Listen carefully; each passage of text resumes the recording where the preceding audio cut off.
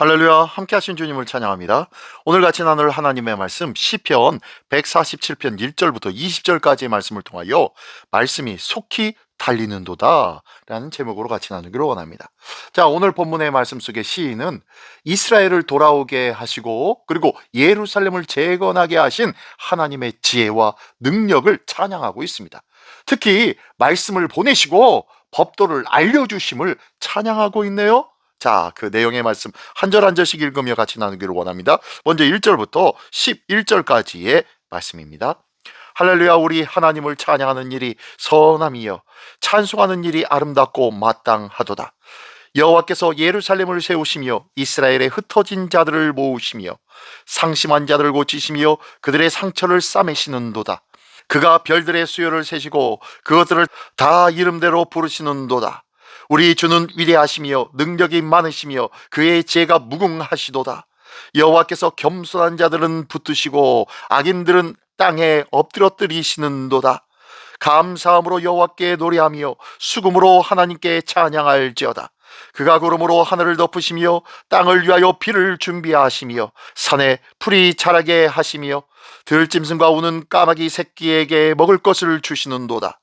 여호와는 말이 힘이 세다 하여 기뻐하지 아니하시며 사람의 다리가 억세다 하여 기뻐하지 아니하시고 여호와는 자기 일을 경외하는 자들과 그의 인자하심을 바라는 자들을 기뻐하시는도다. 아멘. 아멘. 네, 오늘 본문 첫 번째 1절부터 11절까지의 말씀 속에서는요, 상심한 마음을 고치시고 창조 세계를 다스리신 하나님을 말씀해주고 있습니다. 시편 기자는 여호와를 찬양하는 것이 선하고 아름답다고 고백합니다. 하나님은 흩어진 이스라엘을 모으시고 상심한 자를 고치시고 별의 수를 세시고 그의 이름을 부르시는 아주 전능하신 하나님이심을 드러내 보여주고 있습니다. 그러나 하나님께서 기뻐하시는 것은 사람의 힘이나 능력이 아니라 오직 하나님을 경외하고 하나님의 인자하심을 바라는 자들을 기뻐하신다고 말씀해주고 있는 내용의 말씀입니다. 이 단락은 하나님의 전능하심과 인자하심의 결합을 보여주고 있네요. 예, 우주를 다스리신 창조주 하나님께서 동시에 상한 마음을 돌보시는 인격적이신 하나님을 선포하고 있는 것이에요. 하나님의 나라는 힘과 논리가 아니라 하나님을 의지하는 믿음 위에 세워짐을 다시 한번 기억해야 할 줄 믿습니다. 성도는 자신의 연약함을 숨기지 말고 하나님 앞에 가지고 나아가야 합니다. 세상의 능력이나 조건이 아니라 하나님을 경외하며 그 은혜를 소망하는 태도가 우리의 삶을 지탱하는 힘이었다는 것을 기억해야 한다는 것이에요. 찬양은 상황이 좋아서가 아니라 하나님이 어떤 분이신지 알고 기억할 때 찬양은 흘러나오는 거예요. 이 귀한 진짜 찬양이 우리의 입술마다 차고 넘쳐 흘러나기를 예수님의 이름으로 축원합니다. 네, 계속해서 12절로 20절까지의 말씀입니다. 예루살렘아 여호와를 찬송할지어다. 시온아 내 하나님을 찬양할지어다. 그가 내 문빗장을 견고히 하시고 내 가운데에 있는 너의 자녀들에게 복을 주셨으며 내 경내를 평안하게 하시고 아름다운 밀로 너를 배불리시며 그의 명령을 땅에 보내시니 그의 말씀이 속히 달리는도다. 눈을 양털같이 내리시며 서리를 재같이 흩으시며 우박을 떡 부스러기같이 뿌리시나니 누가 능히 그의 추위를 감당하리요.